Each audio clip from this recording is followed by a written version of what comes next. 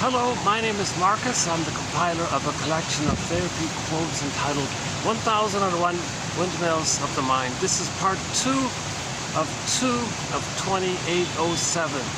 In part 1, I was sort of in the middle of providing a portion of some of the key points of repetition compulsion and replaying the past in the present with the fantasy that we can change the past. But the positive attention is we replay the past in the present to know the past, to get our story, then we stop repeating. If we don't have our story, we keep repeating until we do. So we were sort of leading up to that. Due to tech issues, my battery and all this cut out on me. Let's see how it works here the second time around here. I got to keep an eye on it. It says 5%. Either it's going to charge up or it'll suddenly cut out. You know, what I'm going to do is I'll forego the completion of the introduction. You'll find it in most of the other videos. So let's just go into today's quotes here. Some good quotes. In every video we're posting excellent quotes. My hope is that one that you'll like. The first one comes from Karen Horney, one of the quote-unquote mothers of psychoanalysis, Karen Horney, along with Melanie Klein and Margaret Mahler. And the topic is on anxiety, actually. So if it's holding up here, let's see what it's going to do here. 5%. No, it's straight. No, it's the problem's back again. I thought when the part 1 ran out, I thought the thing would reboot, but it's not. It's not rebooting. Boy, I've been really struck. The last video was done in 2 parts. The one before was done in 6 parts. This one is going to be done probably. I might have to redo this part 2 on it. This is not going to get it. Give me a minute to see what's gonna happen with my phone here before I get into it. 5%. I'll know in a minute if the battery's gonna. See, I've got this battery pack here, but the connection between the iPhone and the breast of the baby, it's almost like the iPhone is the baby needing to be fed by the breast, right? But the cord, the connection is faulty. And that can be the case with many babies and their mothers, the faulty connection. And then the child feels starved and all this, and they shut down inside. Okay? They shut down inside. That's Snow White. The image of Snow White goes in the glass box. And it kind of shut down, and she's sleeping like that. Still 5%, huh? I'll see. Okay, I'll know in a minute here what it's going to do.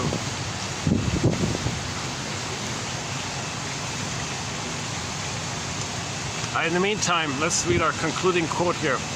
Karen Horney has a question for you, or for us, or for the readers, for anybody, as follows. You ask yourself, in terms of relationships, what do I carry into relationships that influences my reactions to others? Again, what do I carry into relationships that influences my reactions to others?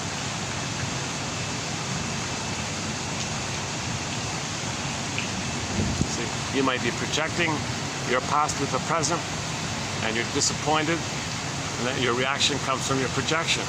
Nobody in the present can be the good mother that was needed back in the nursery. You have this unrealistic expectation of people in the present that they're supposed to. If you carry this unconscious hope for the fulfillment of old unfulfilled needs, that's what you're bringing into the relationship, and that's going to influence your reaction to others. Let's see. Okay, it went up to 6%. That's a good sign. Okay, let's continue then. Let me just do an abbreviated, reduced version of my current understanding of the Inside Out film.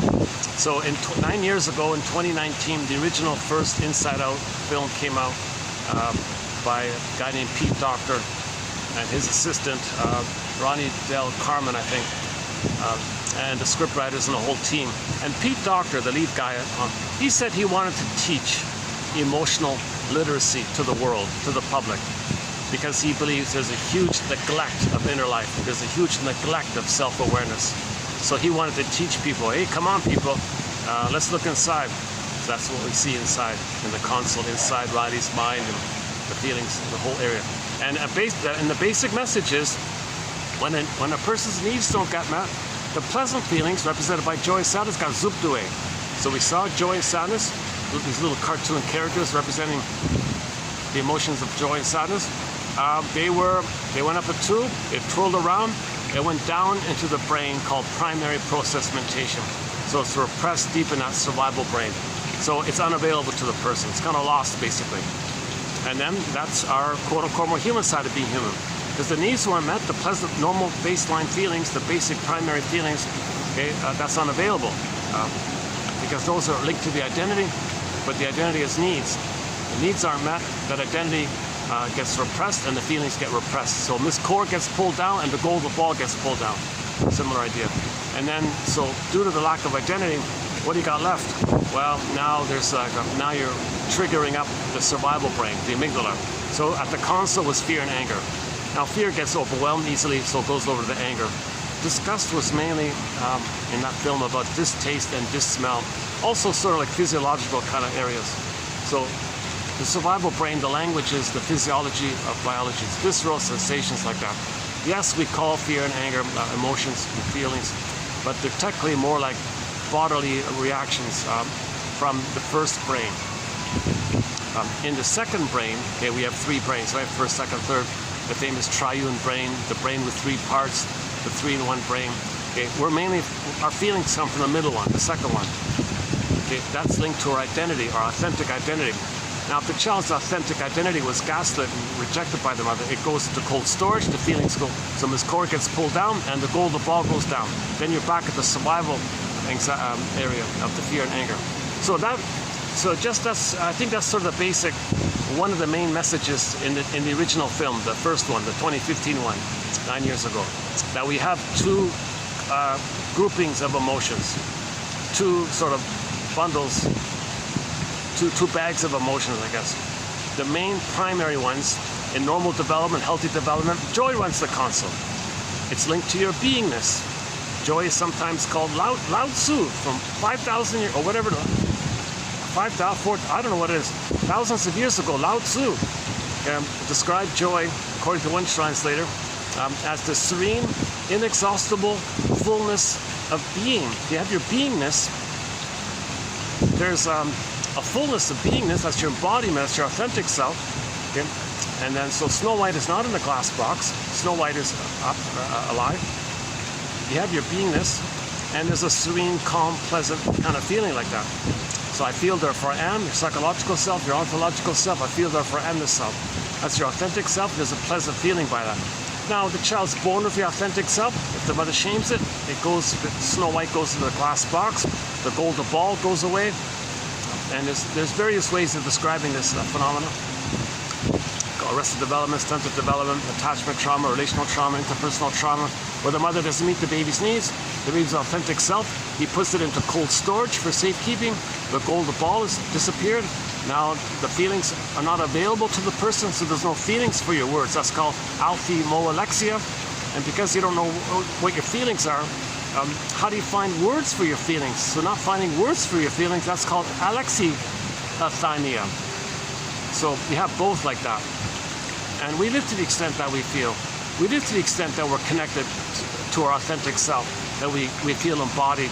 And from the embodiment you're meant to live inside out. And another way of thinking about that title, Inside Out, if you have your authentic self, that's inside. And from your inside, your doing will be normal. We're meant to live like inside out. If you feel empty, then you're grasping outside, trying to fill it in. It doesn't work. You want to heal the inside, then your doing is normal when you have your feelings. If you have your feelings, you're ethical, you're moral, you're kind, it's all common. You know what's right in all this, in terms of the feelings of it all. If you lack the feelings of it all, you're confused, you're grasping, you're making excuses, you're angry, you're making more excuses to hide the anger. You're not making sense like this. So it doesn't work outside in. It's got to be inside out. The child is born with it inside, the authentic self, but if it's frozen, empty, Well, you're looking outside to be the mother so you can get back your inside. So in normal development is inside out.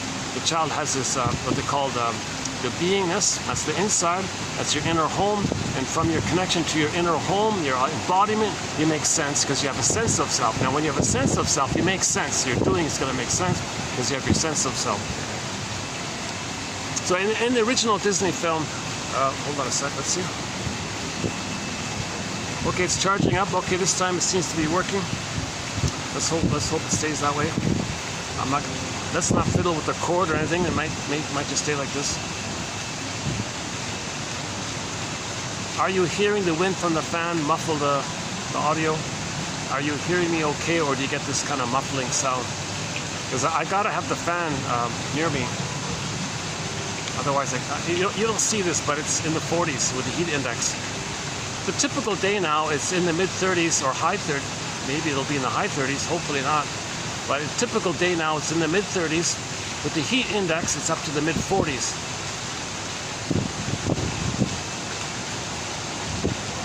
And all the guests stay inside for the AC. Nobody hangs out outside. So luckily, I more or less got the outside area to myself, pretty much. But I can only do it if I got the fan. Yeah. Why am I telling you this? Yeah. Part of my anxiety. Once again, my disclaimer. I did my disclaimer in part 1. Yeah. So you'll see my anxiety. So the give back for my anxious delivery is that you'll get the quotes below. So the idea is to be a detective and pluck out a quote for you and do it like that. Don't judge this by yours truly. I have anxiety. I have been analyzed. I'm not a professor, a shrink, etc. I only have a BA. Keep that in mind. I'm the compiler of the quotes, but the advantage is the quotes are going to be clear, fun, easy to understand. That's sort of the advantage of this collection. And once again, we have 10,000 quotes, roughly 2,000 pages like this. So imagine this page times 2,000. Like imagine this times 2,000. It's quite an exciting collection. They're fun, educational quotes. I think every high school, well, I think everybody over 40 can benefit from this encyclopedia on their iPhone, and it's a minimal fee. It's just a small admin fee through the link there. It's almost too good to be true, to tell you the truth. A lot of these quotes are hard to find. They come from printed books which haven't been digitized, or they're from digitized books which are no longer available online. They've been withdrawn for some reason. These quotes are getting harder and harder to find. At the same time, new books are being digitized, so it's kind of mixed up a little bit. So in the first Disney film, I think I'm just going to say that that's the main message. If there's one takeaway message of Inside Out, well, there's two. The one is the two groupings of feelings. Okay, that joy and sadness comes from our authentic self, the primary basic feelings, and joy runs the console. And yes, joy can step aside to let sadness run the console. That's not pain. That's a natural response to loss. It's not a loss of your identity. You have your identity. You need your identity to be able to feel loss. If you don't have your identity, you don't feel sadness, and that's called complicated grief, aggravated grief. And that now anger comes on the scene because you can't. More losses, so anger's on the scene. And when anger's on the scene, that's pain, because they can't feel. That's why there's anger, and there's pain and tension from this. And this has a snowballing effect, because as a person goes through life with the ongoing inability to more losses, any loss, there will be losses which trigger up previous unprocessed losses. Okay? This has a snowballing effect, because as you get older, and you experience any kind of loss, it brings up all the accumulated past losses which haven't been processed. Now you get older, more losses. Older, more loss. It has a snowballing effect, increasing effect. Plus, simultaneously, the triggering of the old losses has a kindling effect. Smaller and littler things can trigger all those losses. And that's why people become bitter curmudgeons. They're immensely, intensely trying to micro-control every little thing because they can't experience any more loss.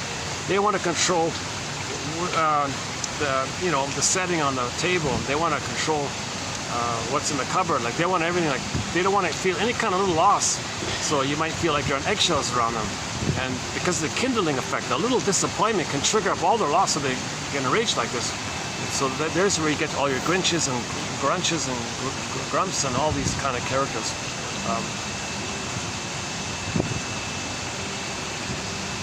So they're not elders, they're not generative, they're not giving, they're still with lifelong complicated grief because they couldn't mourn losses, they couldn't have sadness at the console. The psychic structure needed to have sadness at the console, and then of course joy afterwards. Okay? Sadness is first, then the joy. It is what's called differentiation, a sense of self. So the child's born with an authentic self. Okay, we see it lost with Riley. We see it because joy and sadness get zooped away. I feel therefore am. So if the feelings get zooped away, it implies the amness got zooped away. So the amness, the beingness can be symbolized. Let's use the Snow White one. Snow White's in the glass box. Okay, that's the, or Miss Cord gets pulled down. Okay, or the embodiment. Miss Echo becomes a statue. Faithful John becomes a statue. If there's a character in the myth or fairy tale that turns to stone, it's another way of doing it. This motif can take endless ways of doing it. And then with the loss of the connection to our inner home, our embodiment, our sense of self, the feelings can't flow. Hence, turn to stone, petrified, frozen, etc. So we see that in Disney film. Miss Riley's Riley's the child, Riley's needs weren't met. So the pleasant feelings go away. Basic message. When needs are met, the feelings are pleasant. Joy is there. When needs are met, joy and sadness get zooped away, and anger's there. Now anger is the regression back to the primitive survival brain. Now they only care about survival. They can't take any more losses. They lost their soul. What else is left? Like Jesus. So they're always hyper-vigilant. No trust, no care, no feeling, no love, no tenderness, no empathy. So they're in survival anxiety. That's what anger is all about. So in the Disney film, we saw joy, sadness zooped away. And at the console was anger, fear, and care, disgust. So they were sort of running the console. Now, who wants to live life constantly in survival anxiety of anger, impulsive, either or thinking, binary thinking, you know, just barking at things like just, you can't relax and enjoy. You got greed and envy and sadism, you know, pathological pleasure. Because when anger's at the console, you wanna maintain the feeling that you're in the uterus where you're on the throne. Now, your mother shamed you, so you identify with her, find proxies to play your innocence and shame your innocence via the proxy playing your innocence, so you're shaming the proxies, who's you. So your attitude is, I'm okay, you're not okay.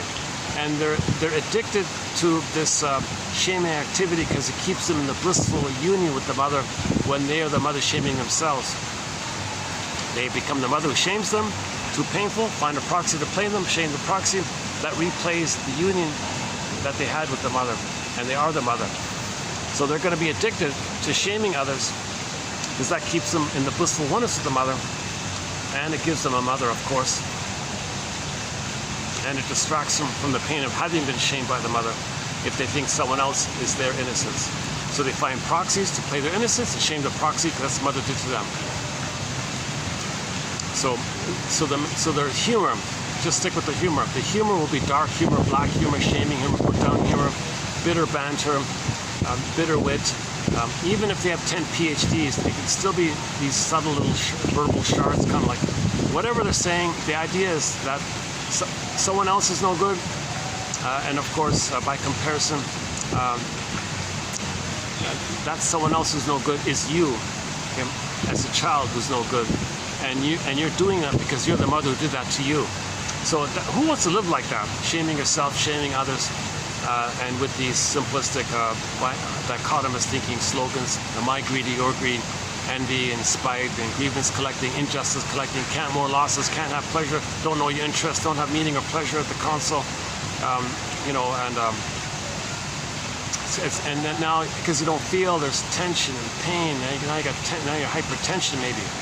So now the body, I think, has psychosomatic symptoms of too much tension because the anger goes in the body, because it turns inward to the body, and you blow off steam because you got tension within. You got to blow off steam. Pressure cooker phenomena. It's just a temporary thing. The steam comes up again. You got to blow off steam again. Then you become a curmudgeon. Every little thing you got to blow off steam so much because it snowballs, and plus the kindling. The kindling means you're getting triggered. What causes you to become triggered? The causes become smaller and smaller, and it's bringing up more and more accumulated, unprocessed losses. So who wants to live their whole life with anger at the console? Seriously? A survival anxiety. You're missing the quote-unquote more human side of being human, of the embodiment and pleasure and joy and affection and tenderness and love and care and kindness and, you know, the normal state of affairs. Empathy and reparation, feeling bad, make amends, you feel good, repair one family, natural kind of. Then you can love, and then you got creativity, and now you got a way of thinking that's inclusive, and you see the third side of the coin that sees the other two sides, and you can hold the two sides. You can see the three-dimensionality of the humanness of a person, not seeing things in a utilitarian way that the baby did at the breast. Because when the baby's traumatized in nursing time, he sees the breast mother, it's heaven and hell. He sees the breast mother as a monster. That's not my mother. Makes up a goddess. There's my mother. Splitting mechanisms, either or like that. So that's now they don't know. They don't think there's anything wrong with it. They're addicted. They become addicted to it. The narcissism is named after that little white flower. Go to the front cover of the Alexander Lowen's book, Narcissism. You'll see an image of the narcissus flower. Gives people this illusionary phenomenon. Okay, the second main point of Inside Out was that for sadness to come back, for everything to be okay, we have to accept sadness at the console. So we finally saw that, where sadness was nudged to the console. Okay, sadness, you run the console here. I can't do manic denial. I can't pretend there was no loss. Because Joy was doing that, right? She was sort of this manic. Gotta be happy, gotta be happy. She was doing this, you know, magazine faces painted, sad faces painted over with those magazines. Smiles, Play, Heart Song, Dreamboat Annie here, for that line there.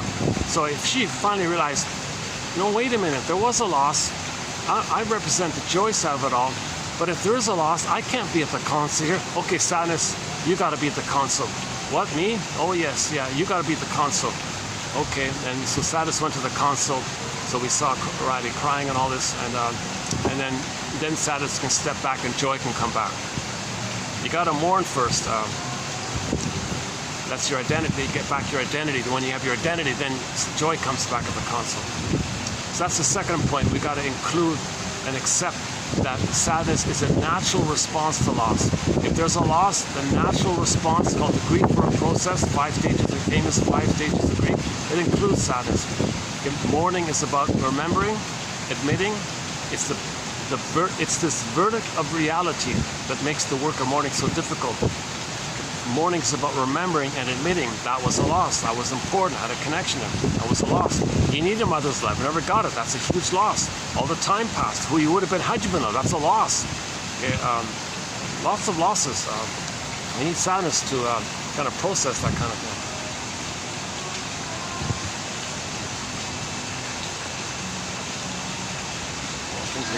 Things are suddenly getting busier here. Yeah. Let's see, what time is it? Battery's holding up, 4:30, okay, 4:25.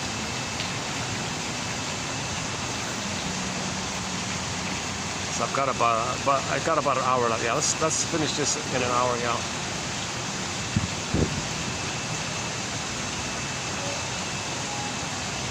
Okay, there's more points to that first film. Let's focus on the second film. So 9 years later, okay, finally the sequel's coming out. So in June of 2024, it'll be available. I'm posting this video in April, so it's 2 months prior. So I haven't seen it. Nobody's seen it, I don't think. So we only see the trailer, 2-minute trailer, 3-minute trailer, whatever it is. So I'm gonna base what I'm gonna say here is based on the trailer. So the main character is Riley, right? Now she's gonna be she's gonna be a teenager now.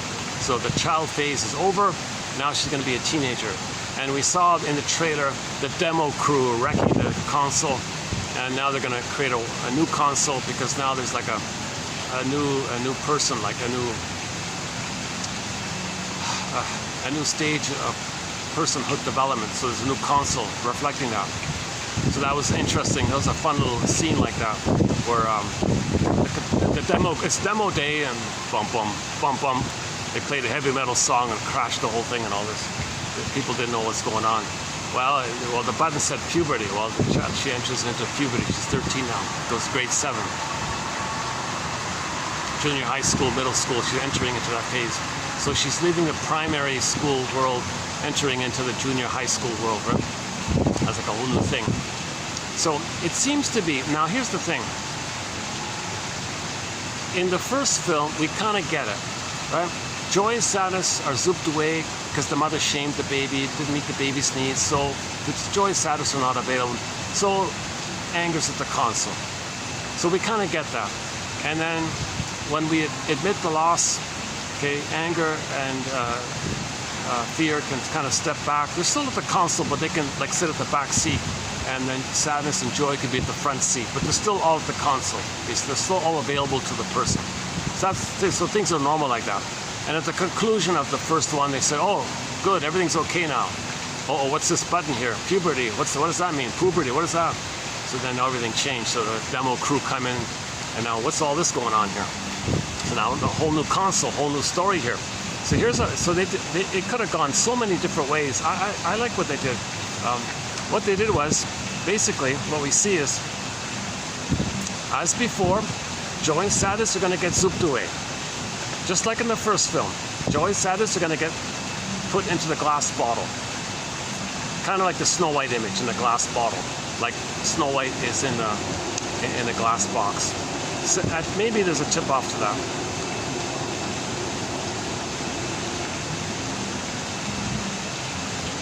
Again, because the mother is, we can see that what kind of mother Riley has, a kind of a narcissistic kind of a, it's hard to see her as being a warm, affectionate, loving mother, right? She doesn't seem too motherly. She doesn't seem too maternal, right? So we can kind of get that.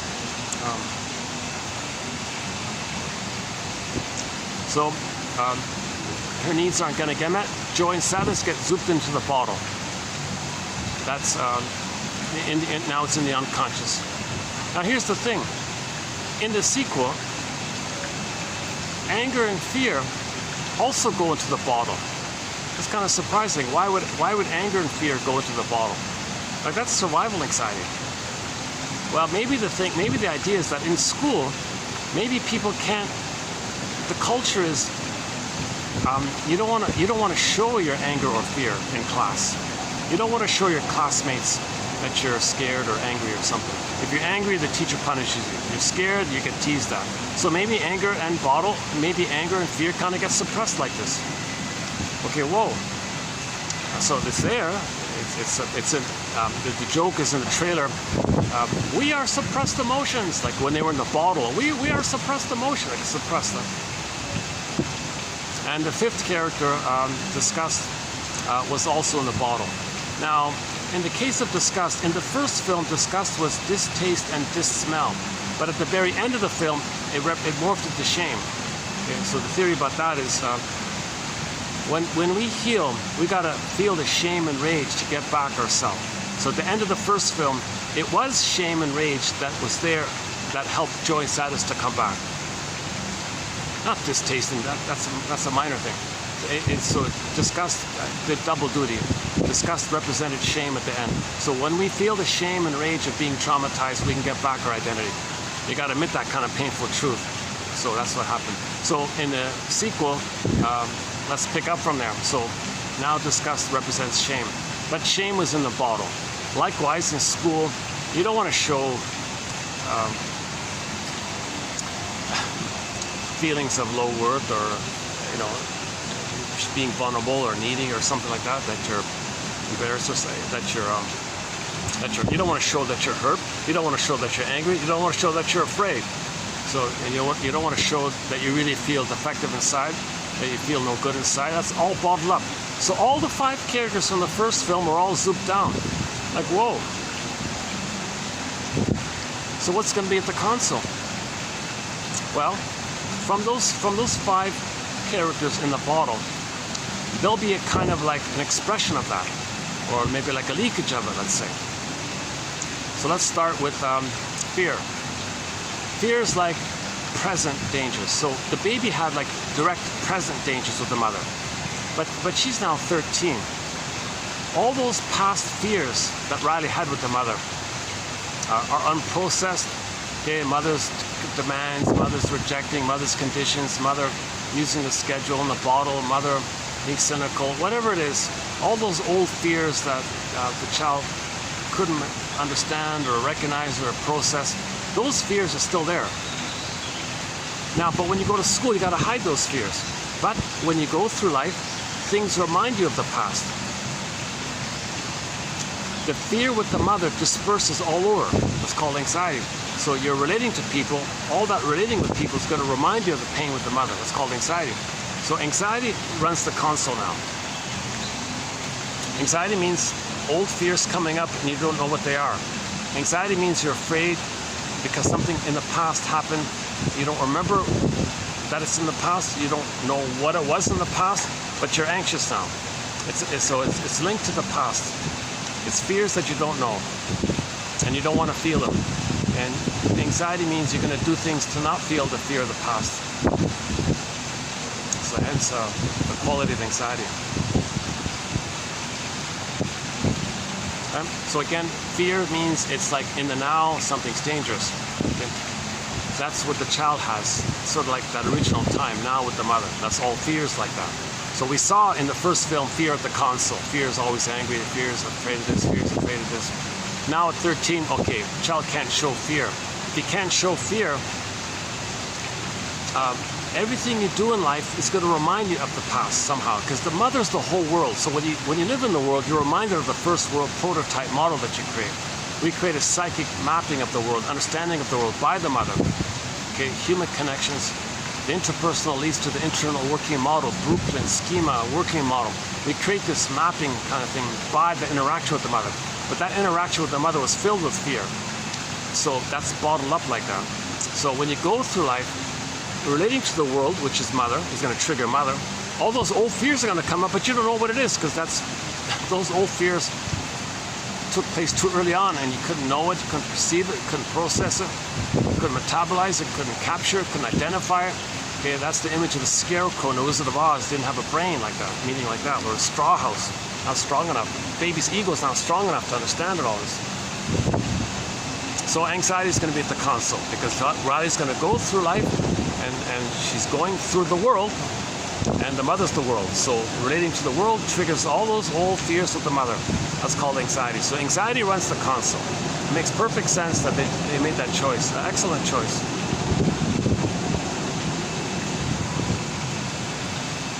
Now, let's be clear here. The character anxiety, most of the fears are during the breastfeeding time. That's the oral phase. So look at the character anxiety. She's got this exaggerated, cartoonish, elongated, exaggerated, wide mouth, right? That's a symbol of, that's the oral trauma. The breastfeeding went wrong. I have a hard time imagining that mother being a loving, nursing mother. She probably used the bottle and the powdered stuff. So that's oral rage. So Riley has this oral rage. So a lot of the fears come from the oral rage with the mother. Another clue that anxiety, that Riley was traumatized in the breastfeeding time, is that the character Riley has baby teeth. She doesn't have her teeth fully grown in. She's got these huge gaps between the baby teeth. So it looks like Riley was traumatized sort of at the beginning time when babies start to grow in their teeth. So the exaggerated, gulping kind of sized mouth, that's like the oral greed. Like, so anxiety looks greedy, like that big mouth, kind of greedy, like the oral greed. And it took, because she was traumatized in the first weeks or first months of life, kind of thing, whenever the teeth start coming in.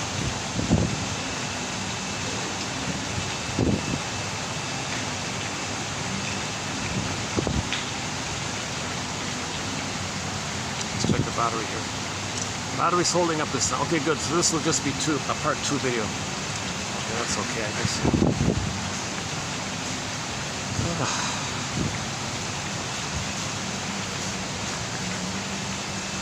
Okay, so anxiety is at the console. So the character is going to feel a lot of anxiety. Going through life being reminded of the trauma with the mother in the breastfeeding time. Yeah, that's why anxiety. So many of the fears are about survival. Many of those fears are about not being fed properly, not being nursed properly. When a baby's not nursed properly, he thinks he's a goner. That's persecutory anxiety. That's an immense fear, which leads to persecutory anxiety or generalized dispersed anxiety. So anxiety is at the console. Riley did not get a secure attachment style. But to give the mother credit, Riley did not have birth trauma, nor did she have birth trauma, prenatal trauma, neither prenatal trauma nor birth trauma.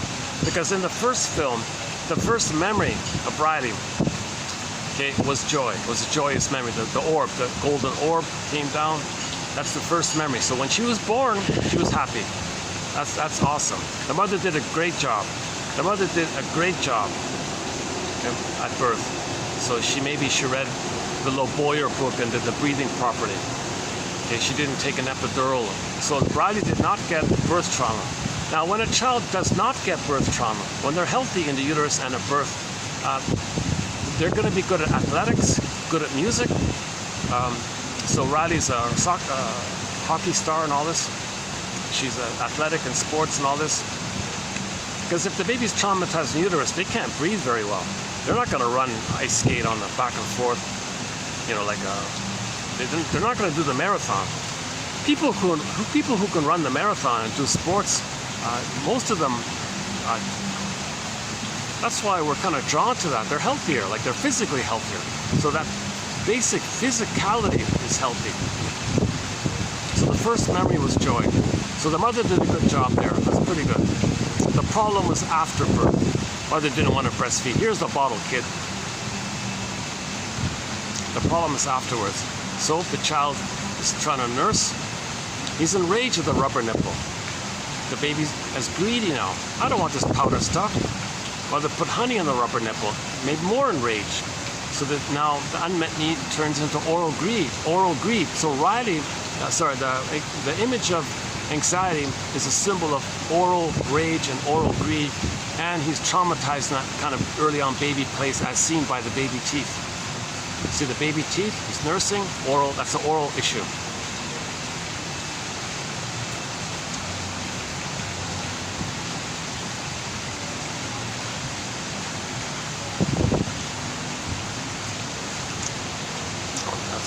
I gotta get used to some people just standing near me, kind of a little bit overhearing me a little bit. That's okay. I just need a minute to kind of adjust to that.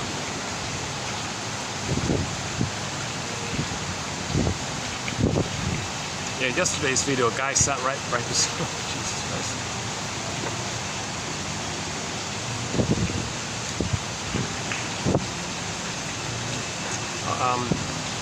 Okay, so anxiety is at the console. So that's the outer expression of the fear in the bottle. Fear in the bottle, on the surface will be anxiety. Now I think anxiety is doing double duty because sadness is in the bottle. So that means if Riley were to try to admit any kind of loss, so sadness is about admitting a loss. I'm not talking about melancholy or depression or something. We're talking about when there's a loss, you feel sad. So Riley cannot admit a loss, like in the first film. So now in the second film, if Riley were to try to admit some kind of loss, and they can't, that would bring up the old fears of not having the identity. And you need an identity to have the feelings, but the identity is not there. So if you want the feeling of sadness, you need the underlying identity. So it's going to link to the identity issue. That links to the fear issue. So I think anxiety is covering for both fear and sadness in the bottle. Inability to mourn and the unprocessed fears of the mother. Now maybe if you put sadness in the bottle, theoretically maybe they could put like melancholy at the console. I think maybe it was unnecessary. Maybe they already have NU for the joy in the bottle, so maybe that kind of covered it. There might be a little bit of overlap in that area. Oh geez, got a whole bunch of people right near me here. Let me see if I can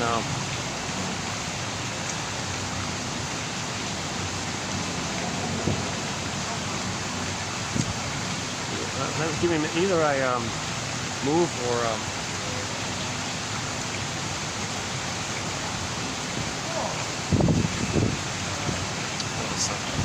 oh yeah, they want to see the swans. Yeah, okay.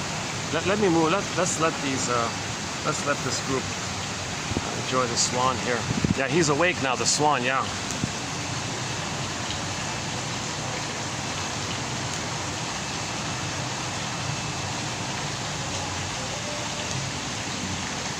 Maybe I can, let me, give me a minute to move over. Hold on a second.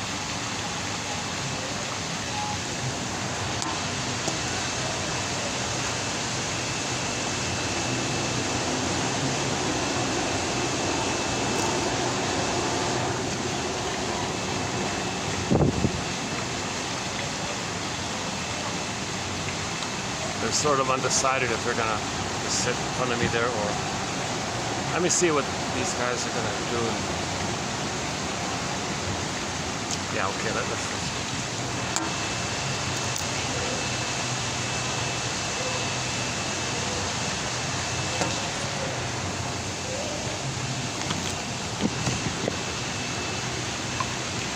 okay, hang on. We'll continue in 2 minutes here.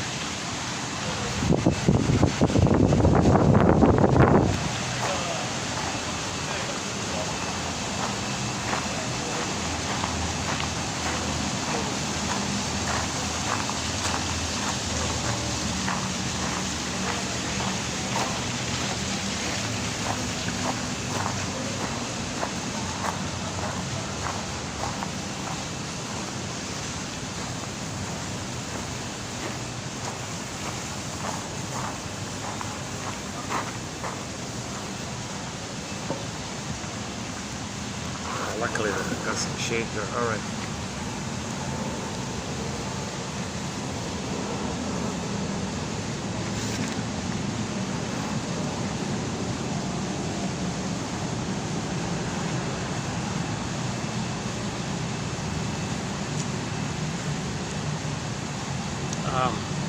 Yeah, hold on a second. I'm a little distracted by the going-ons just around me here. Maybe I can...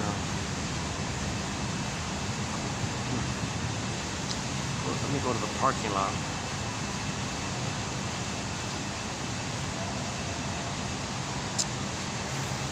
Let's try this. Okay, let's try this. So let's continue here.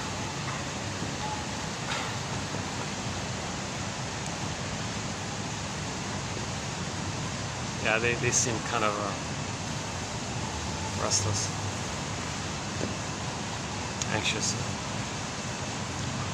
Okay, yeah, so anxiety is the console, covering for fear and representing fear, and sadness in the bottle, because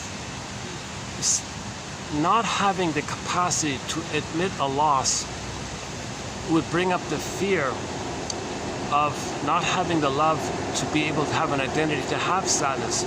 So anxiety is related to sadness being in the bottle. So I think anxiety represents that. And once again, anxiety is a sign that a lot of the trauma, that there was oral trauma. The way anxiety looks means there was oral trauma, early oral trauma. Okay, with the big mouth and the baby teeth like this.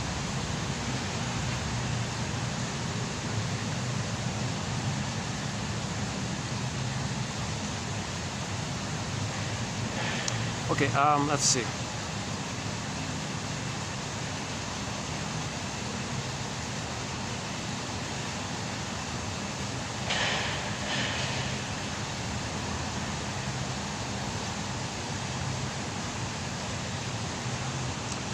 Okay, what else? Yeah, that group sitting at the spot where I was sitting at.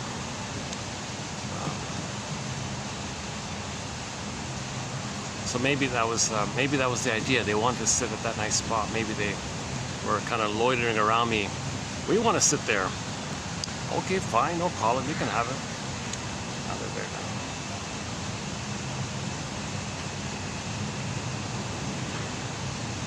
now. It is a nice spot, yeah. Hi there.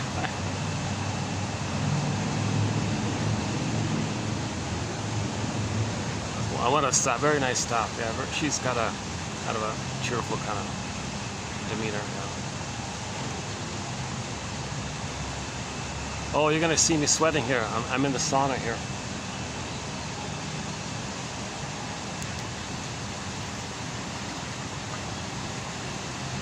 Let me. Yeah, let's do another change here. Hold on a second.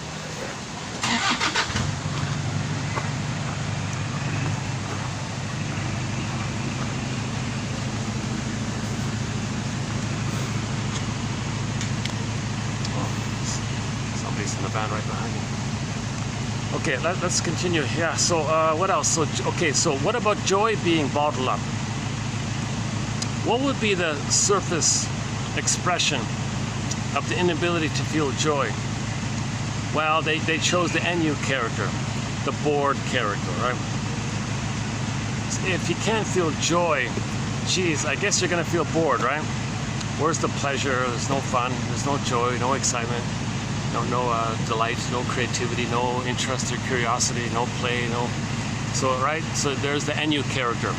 That's pretty good, right? They didn't make anhedonia there because that refers to the inability. That's too severe. No, Riley has the capacity to experience joy because in part one, joy was at the console beginning. We lost her, she came back, and in part two, she's also at the front. So. Obviously, the person has the capacity to feel joy when they're healed.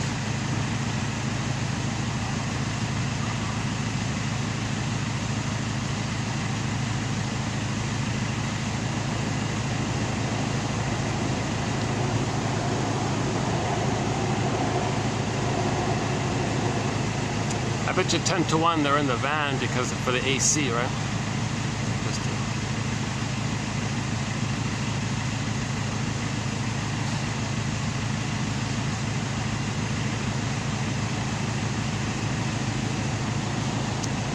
Yeah, it's baking here, eh? Jesus. Hold on a second. Well, my spot did have the fan, so I can sort of see the appeal of taking my spot.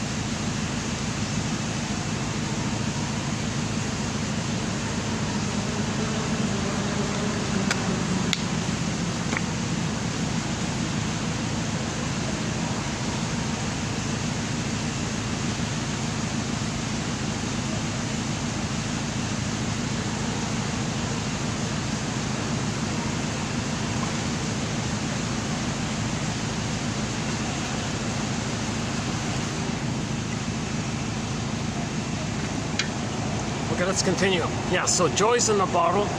On the surface, we have NU. Okay, now what about anger's on the bottle? Now, if the person can't express anger because of the social environment and all this, how's that going to look? What's going to be the surface expression of the inability to show anger? My first thought was, why not passive aggressiveness? The person shows their anger sneakily, covertly, in a passive way. So when a person's angry, sometimes they express it in a kind of hidden, subtle, covert way, making people wait, deliberate inefficiency, not doing what people want, making excuses, promising and not following through. There's a lot of little annoying little subtle things that people can do as a way of expressing their anger. Oh, the main group inside is leaving now. The other group's still there.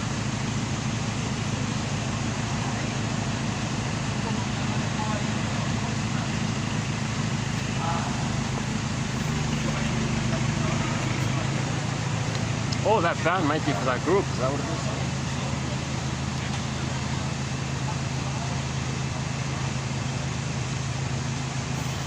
Oh, I see. All the groups that were inside, they're all going out now. They're all sitting outside. The people that were in the building, they're all coming out. With the assumption that it's cooler now, right?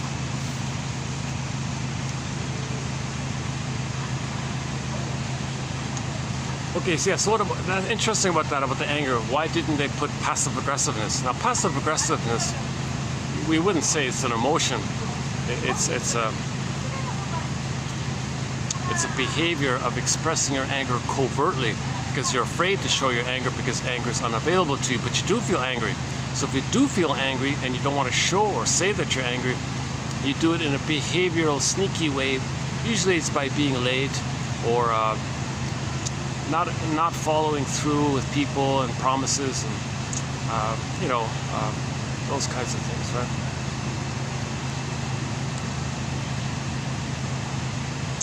So we got so what did they put on the surface? They did a very interesting thing. They did a very brave and accurate, I think, interesting thing. Remember, anxiety has oral rage. Remember, anxiety is oral rage. That level of rage, okay, that's for the identity. Trauma like that means, from the baby's experience, mother hated his goodness. Okay, envy means hatred of the good. So, in trauma like that, the child identifies with the aggressor. They're going to be like the mother. Now, the mother hated the child's goodness. So to have a mother, you got to hate goodness. So envy is at the constant. So you got anxiety, okay, NU, envy. Now, envy is a small character because Riley's only 13. So envy's not going to be like a pronounced, I don't think envy's going to be overly pronounced in that show because she's too young. But in future episodes, maybe Charlie's life is unhappy. Maybe the envy character grows up, it gets bigger and more powerful, and turns into a witch. That envy character can grow into a wicked witch in future sequels, depending on how they take the show. But another clue to the oral rage on anxiety, you got envy at the console, anger's in the bottle, and in the unconscious, they showed us in the trailer sarcasm. And we saw how nasty the attitude and the aggressive tone sarcasm was. Okay, they made a play with it, like the crack in the earth, like a chasm in the earth, like that. Oh, we're glad we met you guys. And that's sarcasm, the chasm, sarcasm. So we could hear the sarcasm. They were so rude or something. Even anger thought it was overwhelming to anger. That referenced a deeper rage with the sarcasm. So the deeper sarcasm, okay, plus anger in the bottle and envy at the console, that might be three elements of the Wicked Witch, right? Because remember, joy and sadness are in the glass bottle. That's Snow White. You got the Wicked Witch. So the Wicked Witch, they don't show you Wicked Witch in there. They show you sarcasm, okay, anger in the bottle, and the envy on the surface. So it's getting pretty close. It's getting pretty close to creating, or we could say they're just elements of the invisible Wicked Witch underneath it or behind it somehow. There's probably like an invisible shadow area in Wicked Witch that's behind those three. That's deeper in the unconscious. So under the sarcasm, there'd be some Wicked Witch in there, right? Or the sarcasm is the voice of the witch or something. I don't know. Now again, the witch image just means oral rage, which we see with anxiety. Oral rage, oral greed, okay, and the rage is in the unconscious.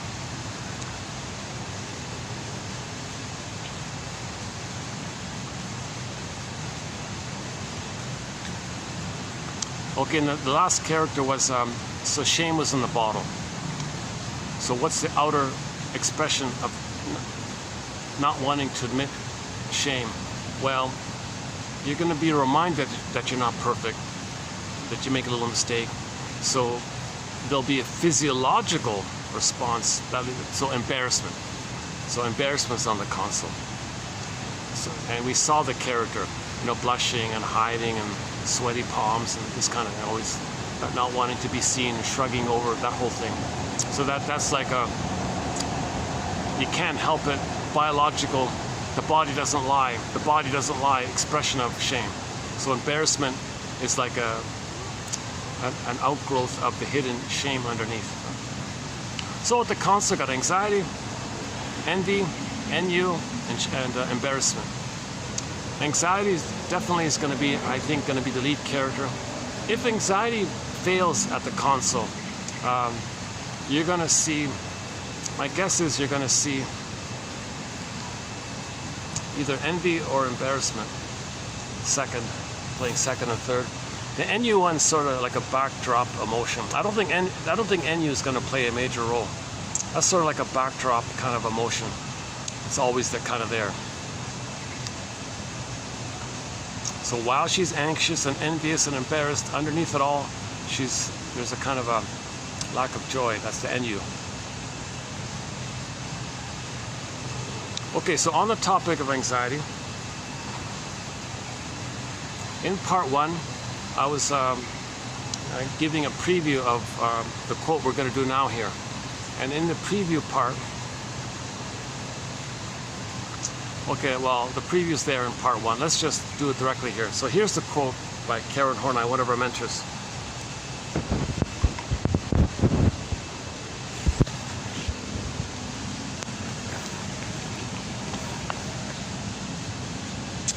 Okay.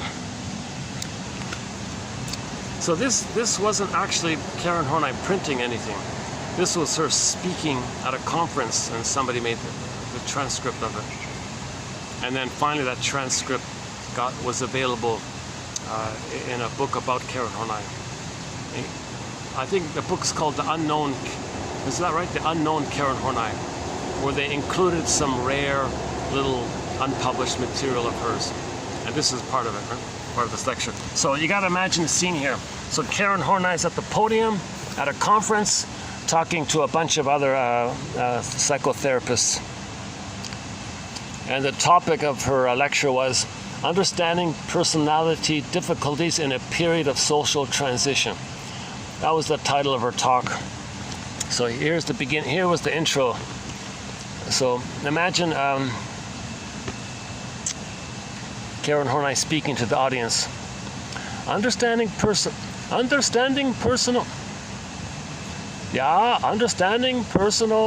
personality difficulties in a period of social transition. Okay, I'm not very good at the German accent here.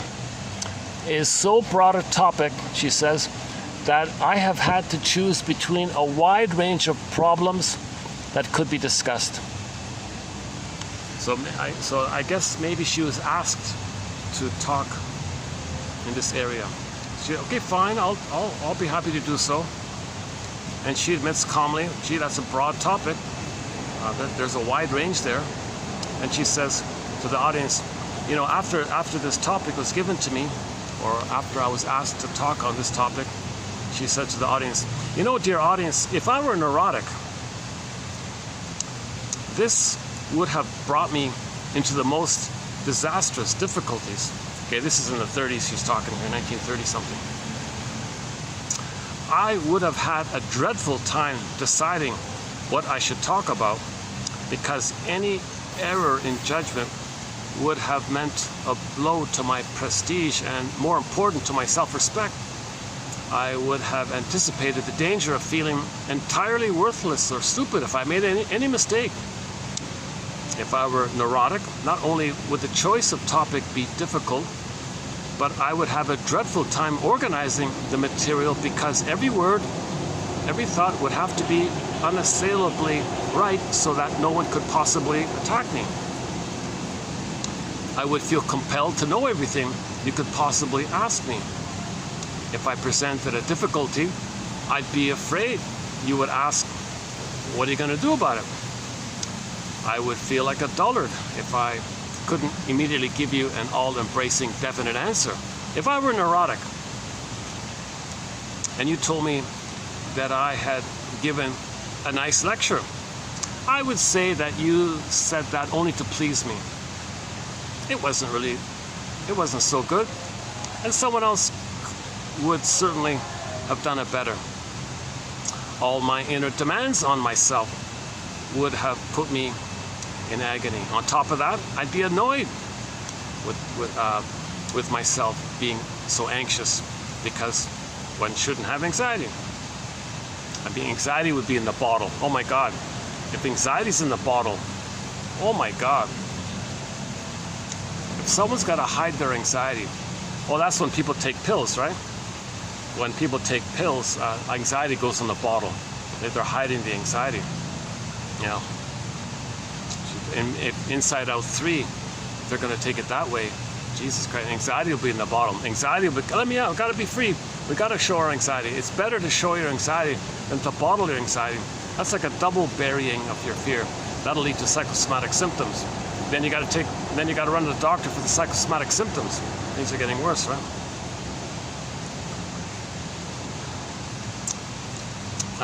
Okay, yeah, so on top of that, I'd be annoyed with myself for being anxious, because one shouldn't have anxiety. And if one has anxiety, one should be able to relax and pay attention and pay no attention to it. Also, not being aware of these demands I had put on myself, I would project them onto you and would think, what do these darn people expect of me?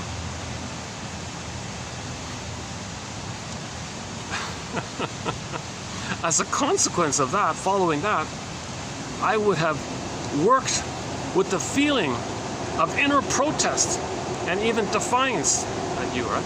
The audience, she's saying. Because of this defiance, I would not have been able to do a good work. And then I would have a realistic basis for my inferiority feelings. So she... This is a pretty good quote about anxiety. But I include the whole thing because I want to capture that key point. She has all these inner... She calls it the tyranny of the shoulds, right? Like the baby thought, the tyranny of the shoulds. The baby thought she should save the mother, cure the mother, heal the mother, make the mother be a loving mother. That's the tyranny of the shoulds. So there's a lot of demands like that. Later on, you're going to do something like give a talk to the people. You might think these shoulds within, you project those shoulds onto the audience. Oh, the audience have all these shoulds on me? Oh, wow, don't should on me. I don't like this. I'm going to be in protest with your shoulds. With your shoulding on me. So I'm going to be in I don't like that. All these demands on me. I'm tired of these demands. She's not aware that she's projecting her own inner shoulds of saving the mother onto the audience. Audience is the mother. I don't have to save you, audience. I'm rebelling against my mother. Now she's going to rebel against the mother. Now she's going to protest against the audience. In the protest against the audience, she's not going to do a good job, is she? If she's rebelling against the audience, okay, so she'll be defiant against the audience. She'll be annoyed with the audience. Back off, audience. What do you want from me? So she might not give a good lecture like this. People might be bored or something or irritated by this. And then she gave a poor lecture. Oh, I gave a poor lecture, did I? Yeah, well, I guess I'm no good.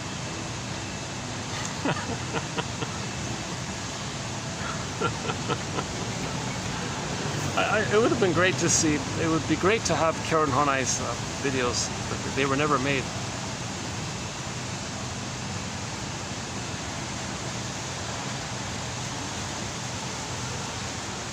But okay, that's just the added point about anxiety. That the inner shoulds that we have, we project onto people and think they have all these demands on me. No, you had these demands by yourself that you expected to save the mother. That's a huge should. You're going to be in rebellion against that on some level. Unfinished business, still trying to save the mother. So you think the audience is the mother. I got to save the audience? I got to save the mother? I'm tired of trying to save their mother. I don't like this impingement, this demand, this clinging, demanding mother who used me. I'm tired of this. I'm rebelling against the mother. I'm going to rebel against you, audience.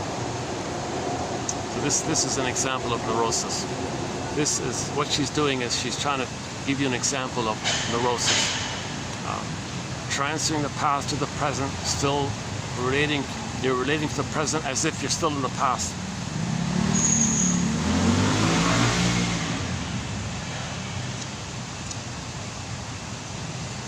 Okay, different author here. To increase personal freedom by overcoming the repetition compulsion. An individual repeats old experiences without recognizing them as such. An individual repeats old experiences without recognizing them as such. Treatment focuses on an exploration of past pressures that have conditioned the person's symbolic activity. So there's Karen Horney talking about symbolic activity, that the audience's symbolic mother, symbolic activity.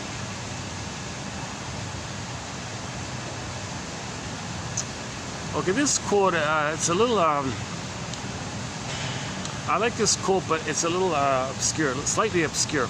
Okay, for us, the three authors here, for we, three of us here, we believe that affect in trauma, emotion, affect, emotion. We believe that affect, emotion has become strongly bonded to an early pathological stereotyped pattern of interpersonal experience. Okay, so when the baby's traumatized with the mother, his emotions are going to be involved, obviously. The acceptance of which determines survival and reward, and the rejection of which would have been catastrophic, since the subject was dependent on his mother, who was the initiator of these pathological transactions. So the baby bonds to the mother, it's for his survival. No baby would make it without a mother. So for his survival, he's got to bond to the mother. But the mother's hurting him. All the emotions are linked to this survival need to bond to the mother. So his emotions are in connection to his need to survive by having a mother. The representation of this historical relationship became a basic affect organizer and source of unconscious motivation. So now what we're talking about here, that's going to lead to unconscious motivation. It obeyed an early survival instinct at the time, right? But with time, had become an impediment to the freedom to pursue happiness. He's not going to love life in the present. He can't self-activate in the present. He can't be happy in the present because all of his energy is stuck, bound up with that unmet survival issue of needing a good mother. And the emotions are he didn't get the loving mother, so stuck like that. So he can't pursue happiness in the present because all of his emotions and energy are stuck with the trauma with the mother in the past. Just one. It's not about it. Read it yourself. It's not bad. Okay, next one here, Anthony Storr. We did some of his from yesterday. Neurotic difficulties spring from emotional deprivation in childhood. Okay.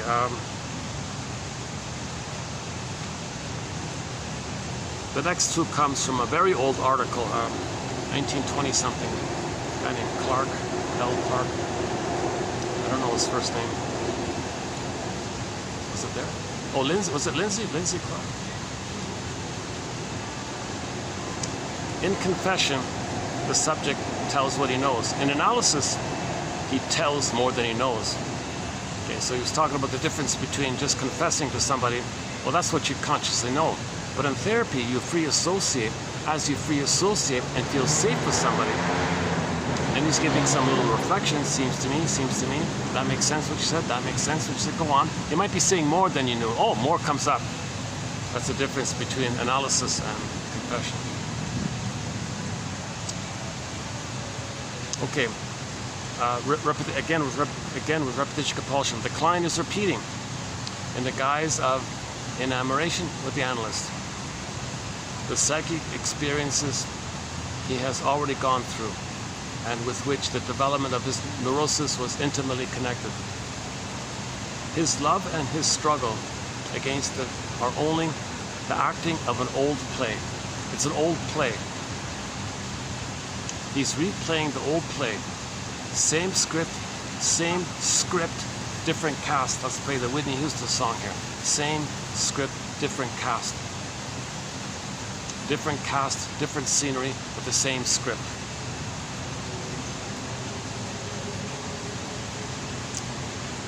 To yield to the client's demands is harmful. So the shrink can't be the actual parent, obviously. The only possible solution is to go back to the client's past and find the childhood prototype of his transference love, which usually occurred in relation to one parent. Okay, so related to this was 2 videos ago. We did a good quote by Yves Hendricks. Let's review that one. So in 2005, we did this one here. Each neurotic repeats his neurosis. The analyst has vastly more opportunity to observe the neurotic's unconscious emotional attitude to very different environmental situations, to observe his emotional attitude, how it's repeatedly the same. The same drama, the same play is played repeatedly with different casts and sets. What the client needs is a better play. Not the effort to make it a success of the old play with new actors and scenery. In repetition compulsion, we somehow think that by replaying the past, we're somehow going to change the past. So you're trying it again and again. Transfer the past, problem with the mother, in the present, replay the thing with others. Maybe you can magically change the past. You're going to try this again and again, thinking you're going to be successful at it. No, we don't need this. We need a whole new play. Okay, so first, identify that you're doing it. Lay the ghost to rest. The death of unreal hope is the birth of new life. Get to that place, and then now you can start a new thing. Self-activate in the present kind of thing. So relate realistically more and realize that the present isn't the past. So with trauma, we have the unconscious hope for the fulfillment of old unfulfilled needs. We didn't get mother's love. You're not going to get it. Oh, battery. Okay, see ya. See ya.